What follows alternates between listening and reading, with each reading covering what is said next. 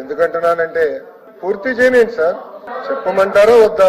మీరు మాడుతుంటే మీరు మాట్లాడండి. మీరు మాడుతున్నప్పుడు నేను అడ్డు రాలేదు. గురువు గారు మీరు మాడుతున్నప్పుడు నేను అడ్డు రాలేదు సార్. ఇప్పుడు మీరు కూడా ఒక విషయం, మీరు ఇట్ ఈస్ అ ఫ్యాక్ట్. కంపెనీలు రాలా ఆంధ్ర రాష్ట్రానికి, it is a fact. EPS మీరు క్యాన్సిల్ చేశారు, it is a fact. Rule ఒప్పందం క్యాన్సిల్ చేశారు, ఇట్ ఈస్ అ ఫ్యాక్ట్. కాదని మీరు చెప్పండి. ఇప్పుడు ఫ్రాంక్లిన్ టెంపుల్టన్ లాంటి, మీరు ఒక విషయం చెప్తున్నానండి అధ్యక్ష, మీకు నా పైన కోపం ఉండొచ్చు, నా పైన తీర్చుకోండి, I have no problem. Please let me finish. Please allow me to finish. No please allow me to finish.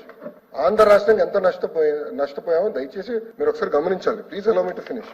ఇప్పుడు నేను అడిగేది ఏంటంటే, చాలా స్పష్టంగా 2019 ప్రభుత్వాలు మారిన తర్వాత ఒక ఫార్చ్యూన్ 500 కంపెనీ యజమాన్యం పైన వైకాపా ఎంపీలు ఏకంగా పార్లమెంట్ సాక్షిగా ఆరోపణలు చేశారు. It is a fact. దానివల్ల ఏమైందంటే ఆ కంపెనీ ఇబ్బంది పడింది, ఆ కంపెనీ వైజాగ్ వదిలి పారిపోయింది. That is also fact. It is a fact. I'm just stating facts. ఎందుకంటే మళ్ళీ ఆ కంపెనీ ఇబ్బంది పడకూడదని నేను ఆ కంపెనీ పేరు ప్రస్తావించట్లేదు. But it is a fact. మీరు చూస్తే చాలా కంపెనీలు వదిలి వెళ్ళిపోతాం అనేది జరిగింది అధ్యక్ష. ఇప్పుడు 54 కంపెనీలు 41 కంపెనీలు they are already implemented functioning. 11,496 మంది పనిచేస్తున్నారు.